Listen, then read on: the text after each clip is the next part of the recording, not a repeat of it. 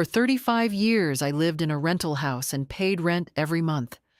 But when the landlady died, the notary called me and said, "She left you this house. Now it's yours." I couldn't believe my eyes until... Good day, dear listeners. It's Clara again. I'm glad you're here with me. Please like this video and listen to my story till the end and let me know which city you're listening from. That way, I can see how far my story has traveled. For 35 years, I had lived in the same rented house on Maple Street. 35 years of paying rent every single month, never missing a payment, never asking for favors. Mrs. Eleanor Whitmore, my landlady, had become more than just someone I paid rent to. She was my friend, my confidant, the grandmother figure I never had. We shared tea on Sunday afternoons. I helped her with groceries when her arthritis got bad, and she always remembered my birthday with a homemade apple pie. Life was simple, predictable, comfortable. I had my routine, my little garden in the backyard that Eleanor let me tend, my spot on the porch where I watched the neighborhood children play. At 72 years old, I wasn't looking for adventure or change. I had buried my husband 10 years prior. My children lived across the country with their own families. And this house, this borrowed space, had become my entire world. Then everything changed on a cold Tuesday morning in March. I was watering my geraniums when I saw the ambulance pull up to Eleanor's main house next door. My heart dropped into my stomach. I rushed over, my arthritis screaming in protest, just in time to see them wheeling her out on a stretcher. She looked so small, so fragile under that white sheet. Our eyes met for just a moment, and she gave me the faintest smile before they closed the ambulance doors. She died 3 days later. Peacefully, they said, in her sleep at the hospital. She was 91 years old. The funeral was small, quiet. I sat in the back pew of the church, crying silently into my handkerchief. That's when I first saw them, Eleanor's family. Her nephew Richard and his wife Patricia, swooping in from Boston where they'd lived for the past 20 years. They hadn't visited Eleanor once in all the time I'd known her, not once. She used to mention them sometimes, the sadness creeping into her voice when she talked about how busy they were, how they never called. But now, here they were, dressed in expensive black clothes, dabbing at dry eyes with silk handkerchiefs, playing the part of grieving relatives. After the service, Richard approached me. He was a tall man with cold gray eyes and a smile that didn't reach them. "You must be the tenant," he said, not bothering with pleasantries or condolences. "We'll need to discuss the property situation soon. I'm sure you understand." The property situation? I stood there, numb, barely able to process his words through my grief. Eleanor had been gone for less than a week, and he was already talking about business? I've been paying rent for 35 years, I managed to say. "I have a lease agreement." "Month to month, I'm sure," Patricia chimed in, her voice syrupy sweet, but her eyes sharp as knives. "Those arrangements can be adjusted. We'll be in touch." They walked away, leaving me standing there with a growing pit of dread in my stomach. What did they mean, adjusted? 2 weeks later, I received a letter. Not from Richard and Patricia, but from a lawyer's office downtown. My hands shook as I opened it, and I had to read it 3 times before the words sank in. I was being summoned to the office of Attorney James Morrison regarding the estate of Eleanor Marie Whitmore. Why would Eleanor's lawyer want to see me? I was just a tenant, just a renter who'd been lucky enough to know a kind woman for 3 decades. I barely slept that night, my mind racing through possibilities. Were they evicting me? Had I done something wrong? Had Eleanor left debts that somehow involved me? The morning of the appointment, I put on my best dress, the navy blue one I'd worn to my own husband's funeral, and took the bus downtown. My hands wouldn't stop trembling. The law office was in one of those old brick buildings with creaky wooden floors and frosted glass doors. Very formal, very intimidating. The receptionist led me to Mr. Morrison's office. He was a kind-looking man in his 60s with wire-rimmed glasses and gentle eyes. But it was the other person in the room who made my blood run cold. Richard Whitmore sat in the corner, his arms crossed, his face twisted in barely concealed anger. What was he doing here? Mr. Morrison gestured for me to sit down, and then he opened a folder on his desk. "Mrs. Harrison," he began, "I've asked you here today regarding Mrs. Whitmore's last will and testament." My heart hammered so hard, I thought everyone in the room could hear it. Richard shifted in his chair, the leather creaking under him. The sound felt ominous, threatening. Mr. Morrison continued, his voice steady and professional. Mrs. Whitmore made several revisions to her will over the years. The final version, signed and witnessed 6 months before her passing, contains a provision that directly concerns you. 6 months ago? Eleanor had never mentioned anything to me. We'd had tea that very week, talked about planting roses in the spring, discussed whether to get a new birdbath for the garden. Not a word about lawyers or wills. "This is ridiculous," Richard interrupted, his voice sharp.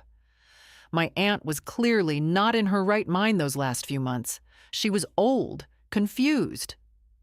"Mr. Whitmore," the lawyer's tone turned cold, "your aunt was examined by 2 independent physicians and found to be of completely sound mind when she made these changes. I have the documentation right here." Richard's jaw clenched, but he fell silent. Mr. Morrison turned back to me, and I saw something that might have been compassion in his eyes. "Mrs. Harrison, Eleanor Whitmore has left you the property you've been renting for the past 35 years. The house, the land it sits on, and all its contents. It's yours, free and clear." The room spun. I gripped the arms of my chair, certain I'd heard wrong. What?" "The house is yours," Mr. Morrison repeated gently. "She left a letter for you as well. Would you like to read it now or take it home?" I couldn't speak, couldn't breathe. 35 years of rent, every month, never missing a payment. And now?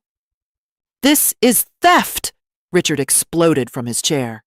"She manipulated my aunt, 35 years of worming her way into an old woman's affections. And for what? To steal our family's property." "Our property?" The words cut through my shock like ice water. He'd never visited, never called, never cared about Eleanor when she was alive, and now he dared to claim ownership of her love, her choices, her home. "Mr. Whitmore, please sit down," Mr. Morrison said firmly. "Your aunt's will is legally binding.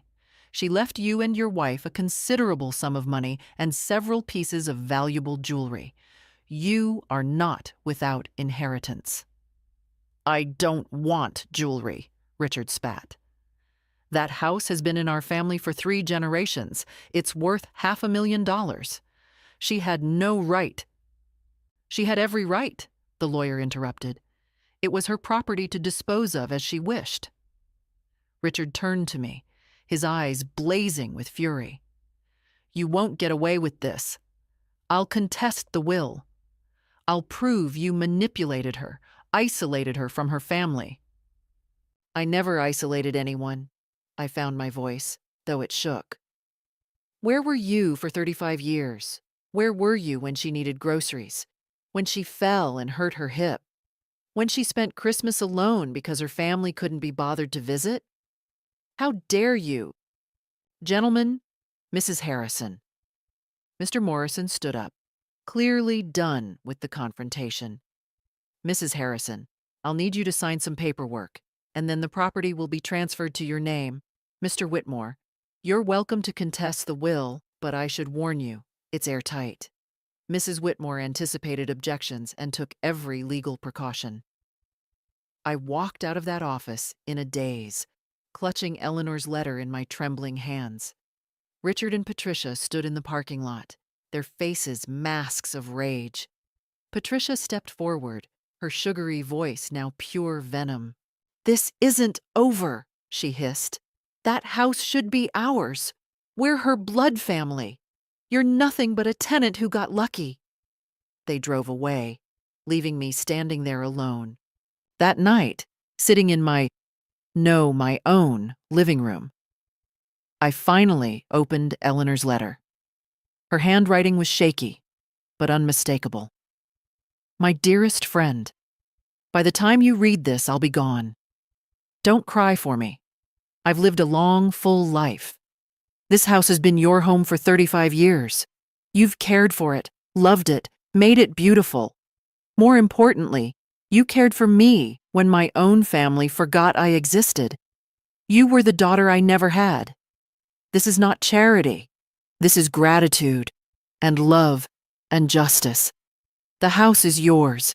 Don't let anyone tell you otherwise. Be happy here. Live fully. That's all I ask. With all my love, Eleanor." Tears streamed down my face, but through them, something else emerged. Determination. Richard and Patricia wanted a fight? They thought they could bully me into giving up Eleanor's gift? They thought I was just a helpless old woman? They had no idea who they were dealing with. I had buried a husband, raised 3 children through poverty, survived cancer, and lived alone for a decade. I had been paying my own way, standing on my own feet, for longer than they'd been alive. I wasn't going anywhere. The next morning, I made my first call. To a real estate attorney who specialized in probate disputes. Margaret Chen came highly recommended. She was in her 40s, sharp as a tack, with a reputation for being absolutely ruthless in court.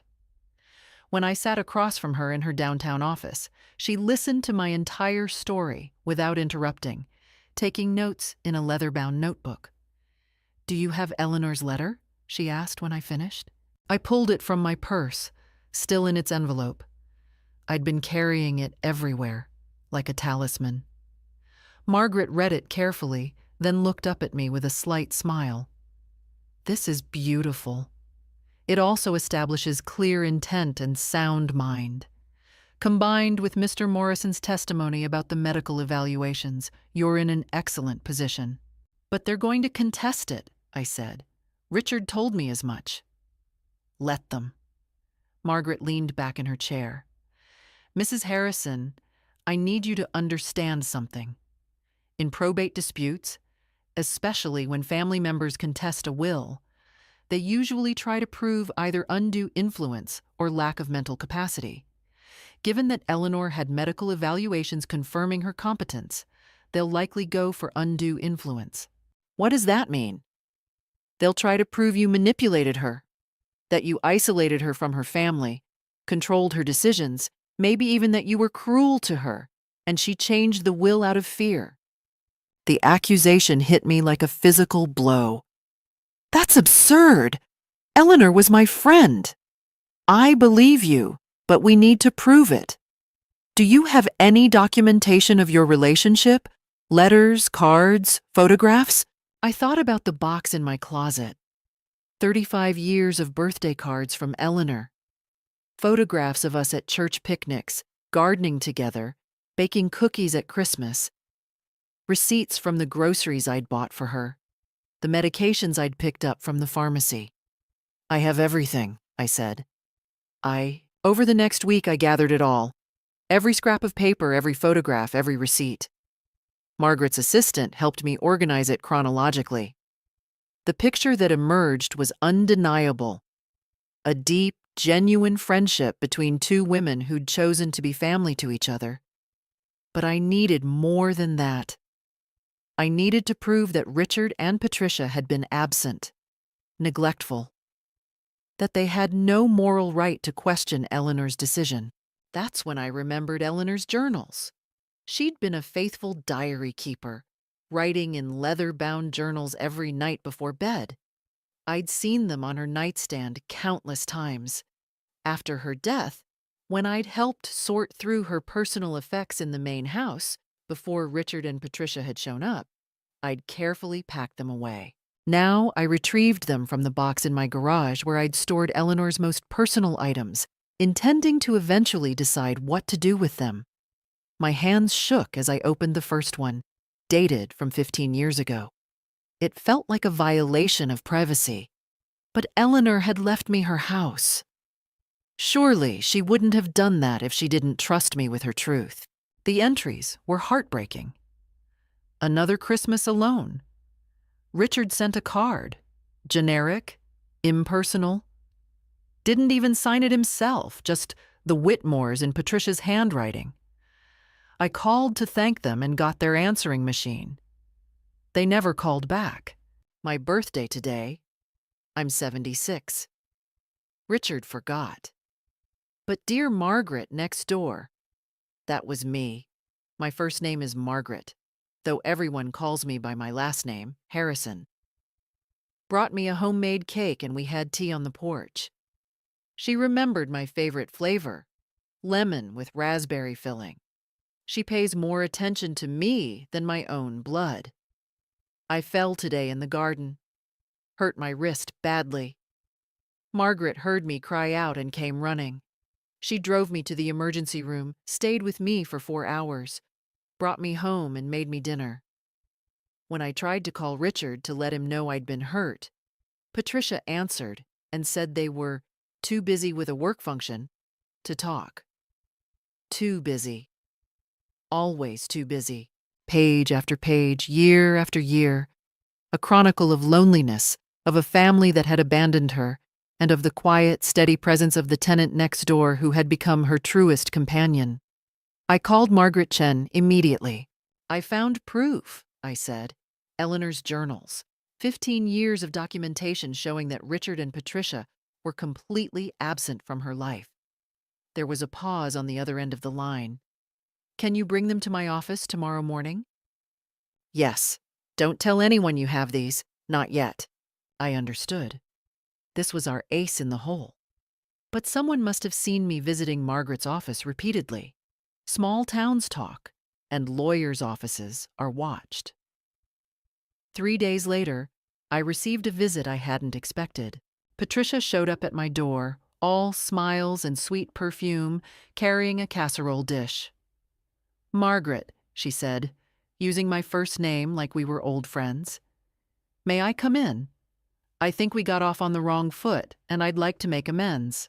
Every instinct I had screamed danger, but I also wanted to know what she was up to. I stepped aside and let her in. She set the casserole on my kitchen counter and turned to me with what she probably thought was a sincere expression.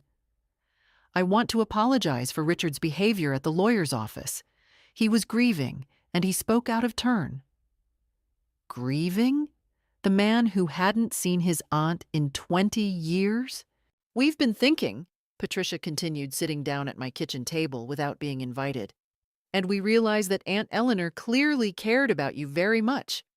We respect that. I said nothing, waiting. But you have to understand our position. That house has been in the Whitmore family for generations. It has sentimental value beyond money. She paused, letting that sink in. So, we'd like to make you an offer. Here it was, the real reason for her visit. We'll pay you $200,000, cash, for the house. That's well below market value, yes. But think about it. You'd have financial security for the rest of your life.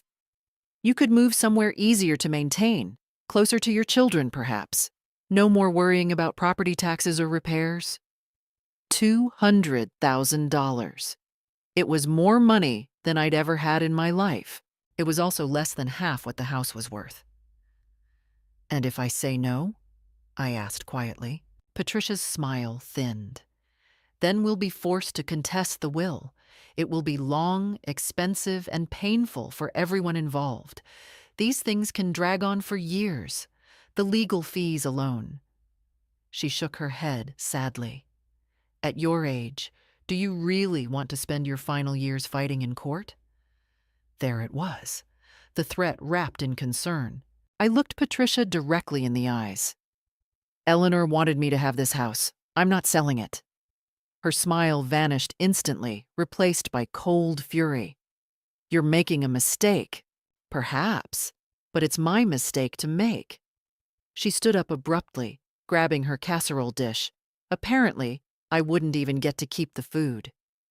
You'll regret this. We'll prove you manipulated a vulnerable old woman. We'll drag your name through the mud. By the time we're done, everyone in this town will know what kind of person you really are. Get out of my house, I said quietly. Your house? She laughed bitterly.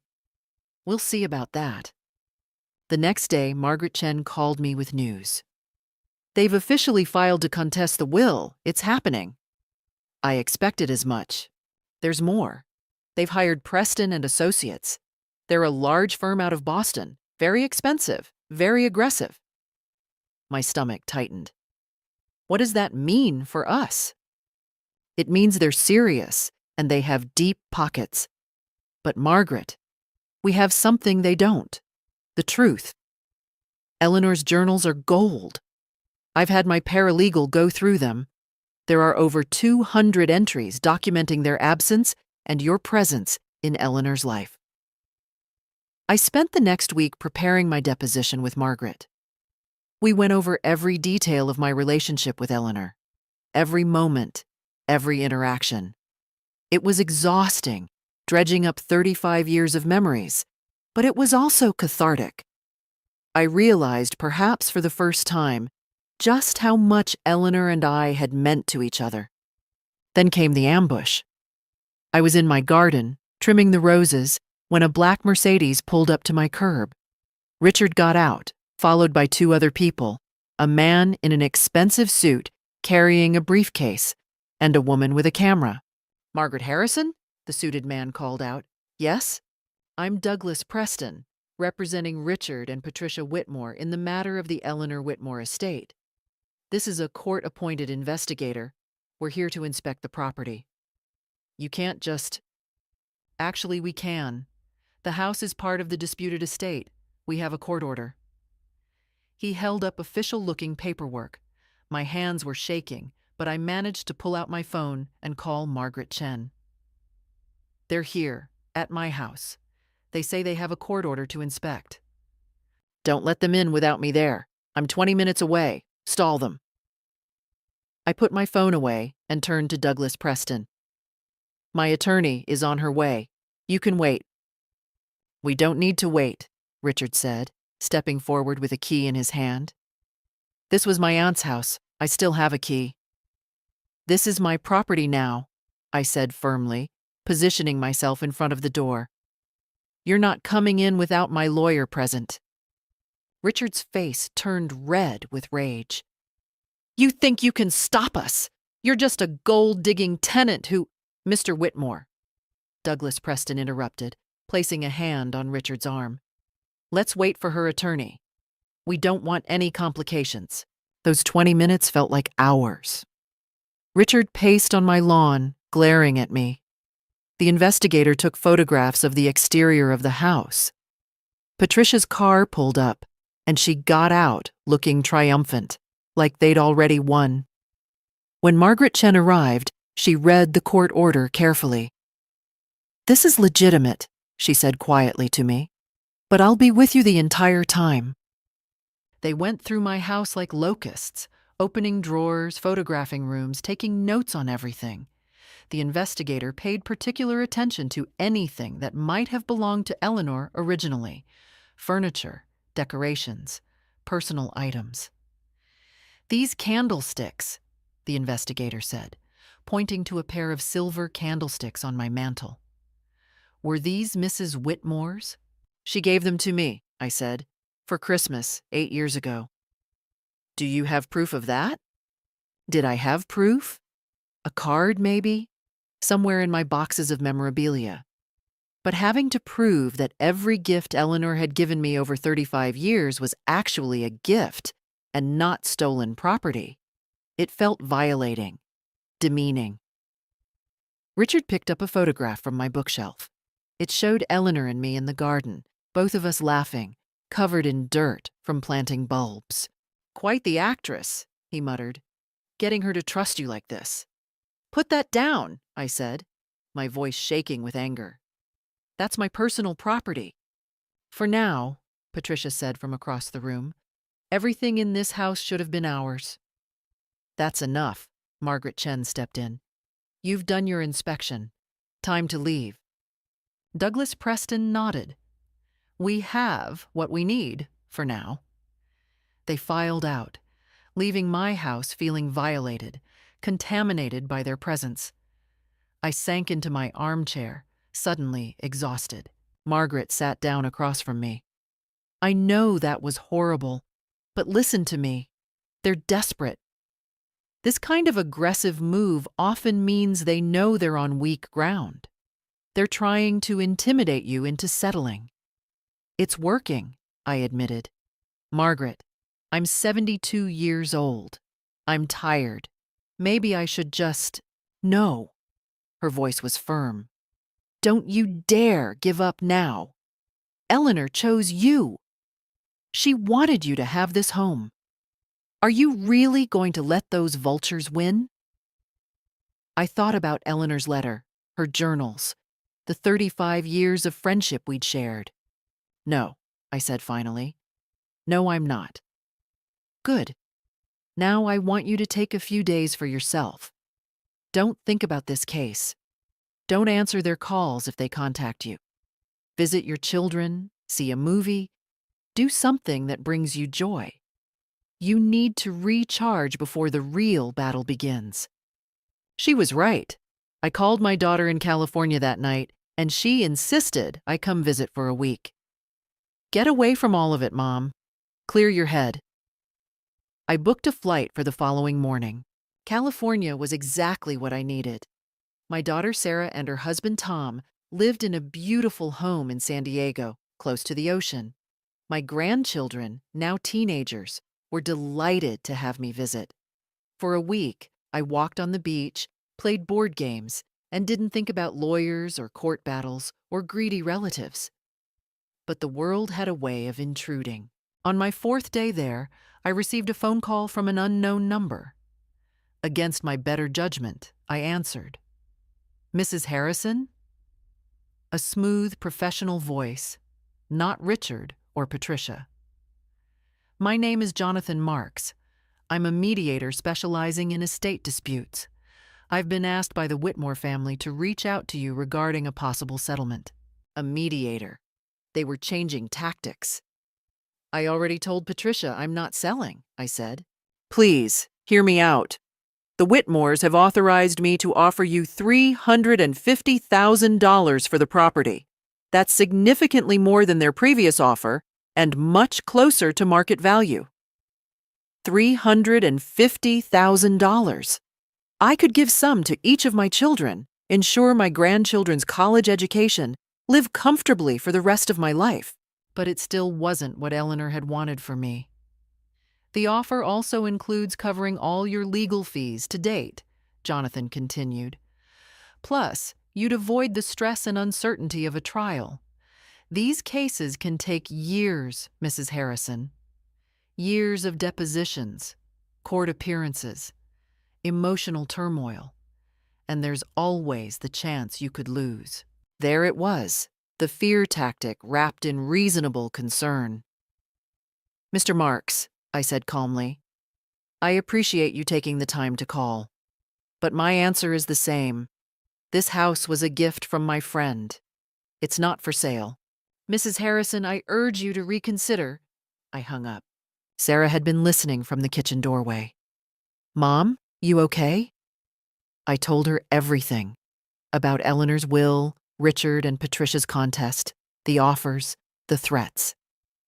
She listened without interrupting, her face growing progressively angrier. "They're awful," she said when I finished. "Mom, you can't give in to people like that. Eleanor wanted you to have that house. You've earned it. But what if they're right? What if I do lose in court? Then you lose. But at least you'll have fought for what's yours. Eleanor chose you over her own blood relatives. That means something. Sarah took my hand. You taught me to stand up for myself, to not let anyone push me around. Don't stop now. Her words reminded me of who I'd been before all this, a woman who'd survived, who'd fought, who'd never backed down when she knew she was right. When I returned home a week later, I felt centered, calm, ready. Margaret Chen had news waiting for me. The mediator contacted me as well. When I told him you'd refuse their offer, they increased it to $400,000. I'm not interested. I know, I told them as much. She smiled. They're scared, Margaret. They wouldn't keep increasing the offer if they were confident about winning. Over the next 2 weeks, the Whitmores tried a different approach. Social pressure. They started a whisper campaign in town. I'd hear it at the grocery store, at church, in the pharmacy. Did you hear about Margaret Harrison? Took advantage of poor Eleanor. So sad what people will do for money. Some of my neighbors started looking at me differently.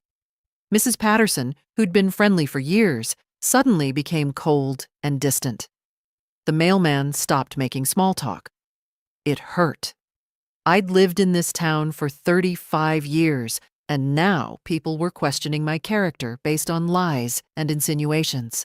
But then something unexpected happened. I was at the farmer's market on Saturday morning when Helen Rodriguez approached me.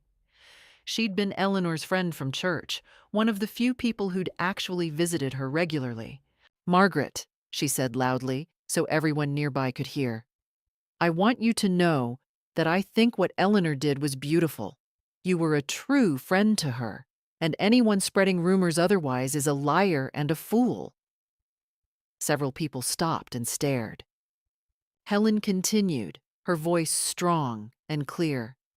Eleanor talked about you all the time, about how you were more family to her than her actual relatives. She was so happy when she told me she was leaving you the house. She said it was the rightest thing she'd ever done. Tears sprang to my eyes. She told you? 6 months before she died. Made me promise not to say anything until after. Helen took my hand. You fight for that house, you hear me? Eleanor wanted you to have it, and I'll testify to that in court if I need to. Other people began to speak up. Mr. Chen from the hardware store. I remember how you used to come in and buy supplies to fix things at Eleanor's house.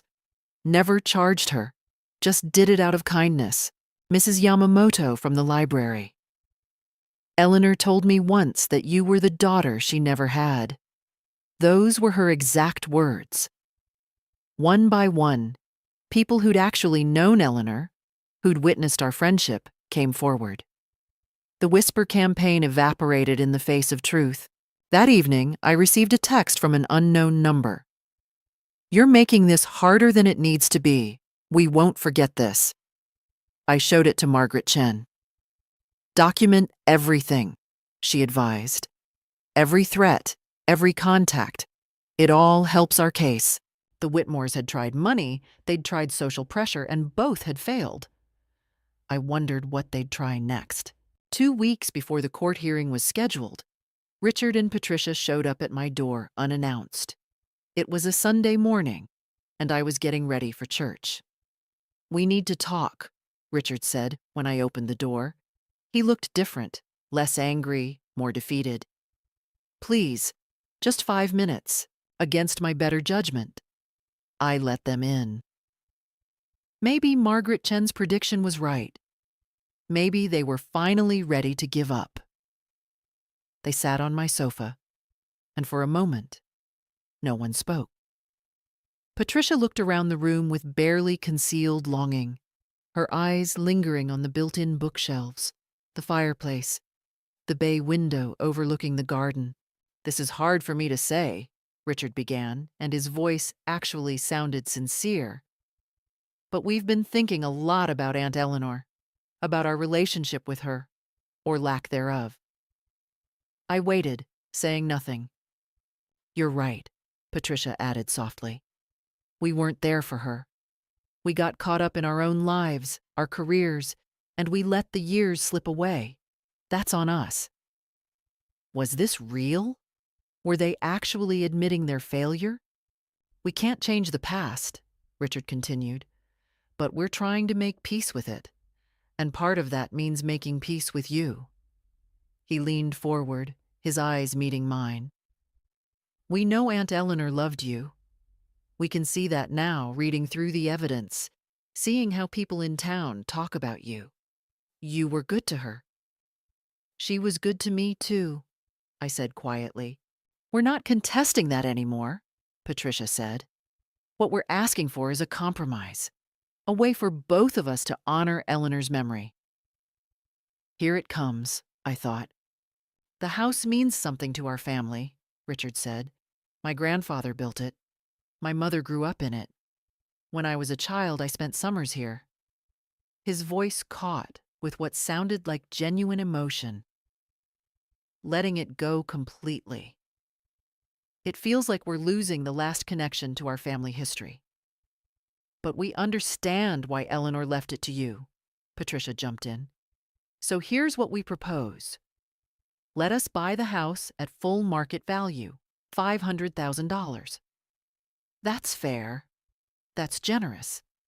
And in return, we'd like to keep just a few items of sentimental value. Some photographs. Maybe a few pieces of furniture that belonged to our grandfather. Things that have no real value to you, but mean the world to us. $500,000. Full market value. Plus they were admitting I'd earned it, that I deserved something. It was the most reasonable they'd ever sounded. Think about it, Richard said. You could buy a wonderful house somewhere else. Somewhere easier to maintain, maybe closer to your daughter in California. You'd have financial security, and we'd have the family home back. Everyone wins. We'd even be willing to let you stay here while you look for a new place, Patricia added. Rent-free for up to 6 months. No rush, no pressure. It sounded perfect, almost too perfect. Can I think about it? I asked. Of course, Richard said, standing up. But we need to know soon. The court date is approaching, and we'd need to file to dismiss the case if we're going to settle. They left, and I sat in my living room, my head spinning. $500,000. Financial security. Peace. An end to the stress and fear. I called Margaret Chen immediately and told her about the offer. Don't answer yet, she said firmly. Let me do some digging. Something feels off about this. The next day, she called me back. I found it. I knew something was wrong. What?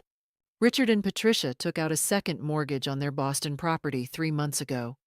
They're in financial trouble. Serious trouble. They owe over $600,000 in debt. My blood ran cold. So the money they're offering me, they don't have it. They'd be borrowing against this house once they got title to it. But here's the kicker. I had a contact at the county recorder's office check something for me. If you sell them the house, even at market value, and they mortgage it immediately afterward, guess who'd be on the hook if they default? I don't understand. There's a clause in estate transfers that can make the original beneficiary liable for debts accrued within the first year if the property was obtained through questionable means. If they can prove you shouldn't have inherited it in the first place, which is exactly what they've been arguing, then their debts become your problem. But that's insane! The court hasn't ruled. Exactly. They need you to sell to them before the court rules in your favor. Once the judge validates Eleanor's will, that clause doesn't apply. But if you sell now, while it's still contested... She paused. Margaret, this isn't a peace offering. It's a trap. I felt sick. The emotion in Richard's voice, Patricia's soft apologies, all of it had been an act, a manipulation. That afternoon, Richard called. Have you made a decision? Yes, I said, my voice cold. The house isn't for sale. Not now, not ever. The change in his voice was instant. The kindness evaporated, replaced by pure venom. You stupid old woman. Do you have any idea what you're doing? We were offering you a way out that would leave me liable for your debts. I know about the mortgage, Richard. I know about your financial problems.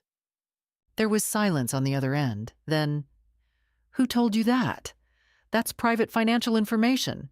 It's public record, I said. You really thought I wouldn't check? You're going to regret this, he hissed. When we win in court, you'll get nothing. Nothing. We'll make sure you're evicted so fast your head will spin. And those items I mentioned? The photographs, the furniture? We're claiming all of it. Every single thing in that house that belonged to Eleanor. And we'll prove it all belonged to her, not you. Try it, I said and hung up. My hands were shaking. My heart was pounding. Part of me was terrified. They'd threatened to take everything, to leave me with nothing. But another part of me, a stronger part, felt something different. Determination? They'd tried to manipulate me one last time, and I'd seen through it. I'd stood my ground. Eleanor had been right to leave me this house. I was strong enough to fight for it. The courtroom was smaller than I'd expected. Wooden benches, fluorescent lighting, an American flag in the corner. Judge Maria Santos presided, a stern-looking woman in her 60s with sharp, intelligent eyes. Richard and Patricia sat with their lawyer, Douglas Preston, at one table. I sat with Margaret Chen at another. My hands were folded calmly in my lap, but inside, my heart raced. This was it. Everything came down to this.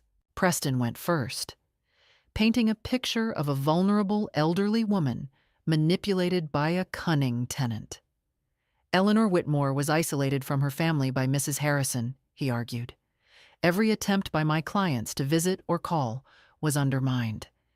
Mrs. Harrison positioned herself as the sole caregiver, the only friend, systematically cutting Eleanor off from her blood relatives. It was a compelling narrative, if you didn't know the truth.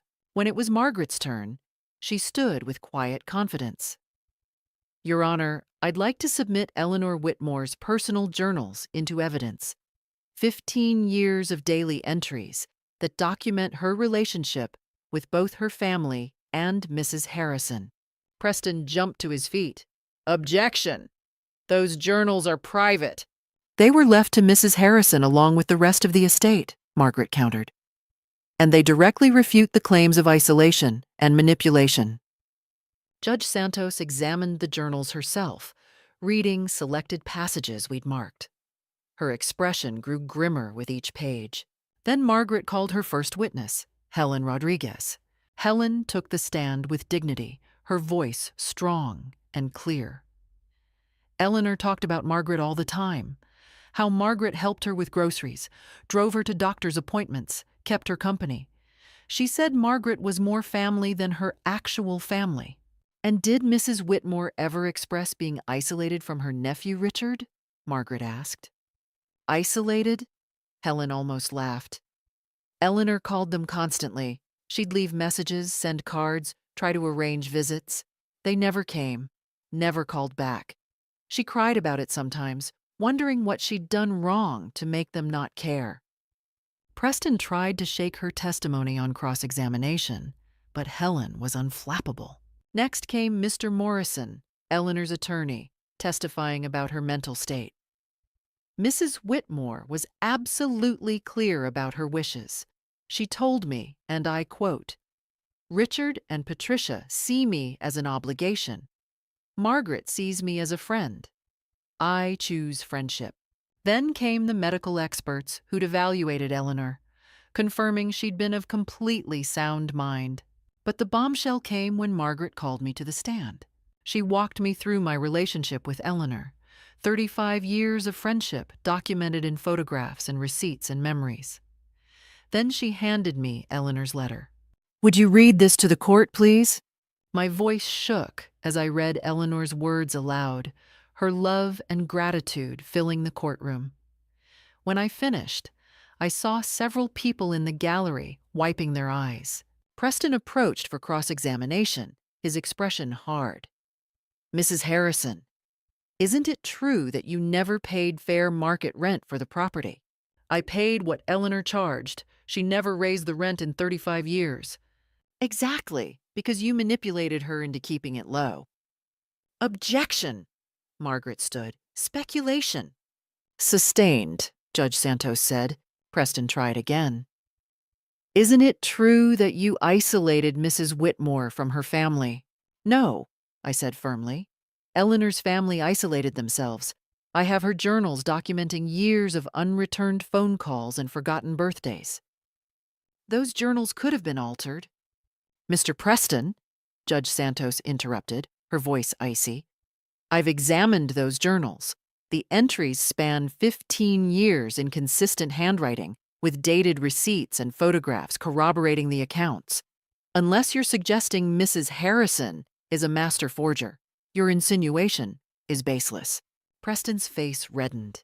He tried a few more questions, but I answered each one calmly, truthfully. Then Margaret dropped the final bomb. Your Honor, I'd like to introduce evidence of the plaintiff's financial situation. They recently borrowed $600,000 against their Boston property, and they attempted to pressure Mrs. Harrison into selling them this house under terms that would have made her liable for their debts. That's a lie, Richard shouted, jumping to his feet. Mr. Whitmore, sit down, Judge Santos commanded. Margaret presented the mortgage documents, the recorded phone call where Richard had threatened me. I'd started recording our conversations after the harassment began, on Margaret's advice, and testimony from the mediator about the escalating settlement offers. They weren't trying to preserve family history, Margaret concluded. They were trying to solve their financial problems at Mrs. Harrison's expense. Preston scrambled to respond, but the damage was done. Richard and Patricia's entire case had been built on the premise of grieving relatives fighting for their rightful inheritance. Now they were revealed as what they truly were: greedy, desperate people willing to destroy a 72-year-old woman's life to solve their money problems. Judge Santos called a 15-minute recess. When she returned, her decision was swift. I've reviewed all the evidence presented today. Eleanor Whitmore's journals paint a clear picture of a woman who was neglected by her blood relatives and cherished by her tenant. The medical evaluations confirm she was of sound mind. Her attorney confirms her explicit intentions. She looked directly at Richard and Patricia. This court finds no evidence of undue influence or manipulation. Eleanor Whitmore's will stands as written. The gavel came down. I'd won. The courtroom erupted in murmurs. Richard's face turned purple with rage. Patricia buried her face in her hands. Douglas Preston gathered his papers with tight, angry movements. Judge Santos wasn't finished. Furthermore, I'm awarding Mrs. Harrison her legal fees, to be paid by the plaintiffs. The evidence shows this contest was filed in bad faith, with full knowledge that Eleanor Whitmore was competent and had valid reasons for her decisions. Margaret squeezed my hand under the table. We'd won, not just the house, but complete vindication. Preston stood, his voice strained. Your Honor, my clients request time to arrange payment. They should have thought of that before filing a frivolous lawsuit, Judge Santos cut him off. You have 30 days to pay Mrs. Harrison's legal fees in full. If payment isn't received, I'll authorize garnishment of wages and assets. She looked at Richard and Patricia with barely concealed disgust. You neglected your aunt for decades, then tried to profit from her death. The court finds your behavior reprehensible. As people filed out of the courtroom, Richard pushed past me roughly. This isn't over, he hissed. Actually, it is, Margaret Chen said calmly, stepping between us. And if you contact my client again, we'll file for a restraining order and pursue harassment charges. Patricia stopped in front of me, her eyes blazing with hatred. You stole our inheritance. You're nothing but a manipulative... Mrs. Whitmore, Judge Santos's voice rang out from the bench. She hadn't left yet. One more word and I'll hold you in contempt of court. Leave. Now. They left, Preston hurrying them out before they could make things worse for themselves. Outside the courthouse, Helen Rodriguez was waiting with a group of people from town. Friends of Eleanor's, neighbors, people who'd watched our friendship over the years. They broke into applause when I emerged. We knew you'd win. Helen said, hugging me tight. Eleanor's smiling down on you right now. The local newspaper ran the story the next day. Judge upholds elderly woman's will. CT's journals documenting family neglect. The article detailed the court proceedings, Eleanor's journals, and the revelation of Richard and Patricia's financial schemes. The whisper campaign that had tried to paint me as a manipulator evaporated overnight. Now the whispers were about Richard and Patricia, how they'd abandoned their aunt, tried to steal from an old woman, lied to the court. A week later, Margaret Chen called with an update. They paid. Full legal fees, just under deadline. They liquidated some assets to do it. Good, I said simply. There's more. Preston and Associates dropped them as clients. Apparently, having a judge call your lawsuit frivolous and in bad faith is bad for a law firm's reputation. And I heard through the grapevine that Richard's employer wasn't happy about the negative publicity. He's been asked to resign. I should have felt sympathy. I should have felt guilty that their lives were falling apart. But I didn't. They'd tried to destroy me, to take away Eleanor's final gift, to paint me as a villain when all I'd done was be a friend. They deserved every consequence they faced. The real victory came a month later when I received a letter from Richard and Patricia's new attorney. They were formally dropping all claims to the property and any items within it. They were also offering a written apology, required by their lawyer, I suspected, to prevent me from pursuing my own lawsuit for harassment. The apology was stiff, impersonal, clearly written by their attorney. But at the end, there was a handwritten note from Patricia. We underestimated you. That was our mistake. Yes, it was. I framed Eleanor's letter and hung it in the living room, next to the photograph of us in the garden. Every morning, I'd sit in my chair, in my house, and read her words. The house felt different now, lighter, like Eleanor's spirit had finally been laid to rest, satisfied that her wishes had been honored. I planted new roses in the garden that spring, varieties I'd always wanted to try.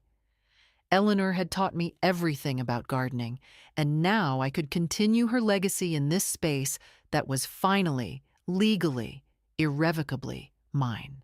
The property deed arrived in the mail, my name printed officially, Margaret Elizabeth Harrison, sole owner. I traced my fingers over the words and thought about Eleanor, about 35 years of friendship, about standing up for what was right, about not letting bullies win. Thank you, I whispered to her memory, for everything. The house seemed to whisper back, you earned it. 6 months after the court victory, my life had transformed in ways I never imagined. The first thing I did was exactly what Eleanor would have wanted. I made the house truly mine. I repainted the master bedroom in soft lavender. I replaced the old kitchen countertops with beautiful granite. I planted a vegetable garden alongside the roses. Every improvement felt like a conversation with Eleanor. My daughter Sarah and her family came to visit that summer, staying for 2 full weeks. Watching my grandchildren run through the house, hearing their laughter echo through rooms that had been quiet for so long, it filled me with indescribable joy. Mom, you seem different, Sarah said one evening as we sat on the porch. Happier, stronger. I fought for something and won, I said simply. It changes you. The community embraced me in new ways. Helen Rodriguez and I became close friends, meeting for lunch every week. I joined the church committee and started volunteering at the library. People saw me differently now, not as a victim, but as a woman who'd stood her ground and won. But the real sweetness came from watching Richard and Patricia's world crumble. Through the town grapevine, I learned how their lives unraveled. Richard lost his job at the Boston investment firm. The negative publicity from the trial made him unemployable in his field. He took a position at a much smaller firm for half his previous salary. Patricia's social standing evaporated. The story had made it into the Boston papers, and their friends distanced themselves from the couple who'd tried to cheat an elderly woman out of her inheritance. They had to sell their Boston property to pay off their debts.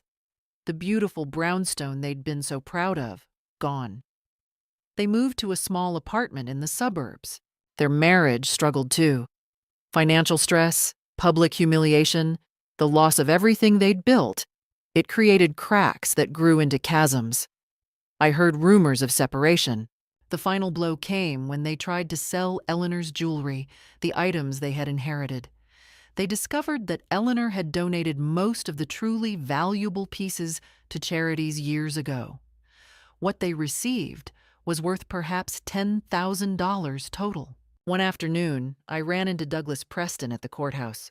"Mrs. Harrison," he said, nodding politely. There was an awkward pause. Then he said, "For what it's worth, you deserve to win." I knew it even while representing them. I thanked him and walked away, feeling closure. Meanwhile, my own life bloomed. I started taking art classes at the community center, painting landscapes of the garden, portraits of Eleanor from memory. I set up a small trust fund for each of my grandchildren's education. Eleanor's gift was creating opportunities for the next generation.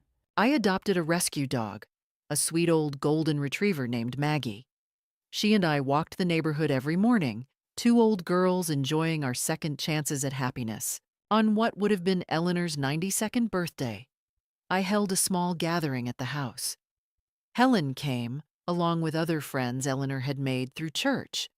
We shared stories, laughed, cried, and toasted her memory.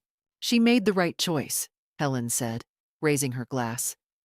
"This house is alive again because of you, Margaret. This is exactly what Eleanor wanted."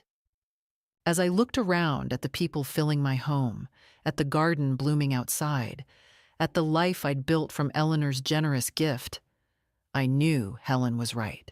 I had won. Not just the legal battle, but something far more important. I'd won the chance to honor a friend's legacy, to prove that kindness and loyalty matter, and to live the rest of my life surrounded by love and beauty. Richard and Patricia had lost everything trying to take what wasn't theirs. Justice, as it turned out, was real. Here I am, 5 years later, still in this house that Eleanor gave me, still living proof that loyalty and friendship are worth more than blood and greed. Standing up for what's right isn't easy, but it's always worth it. Eleanor chose love over obligation and gave me more than a house. She gave me validation and hope. What would you have done? Would you have fought or taken the money and walked away? Leave a comment below. Share your story. Subscribe to hear more stories about courage and justice. Thank you for listening. May you always have the strength to stand up for what you believe in.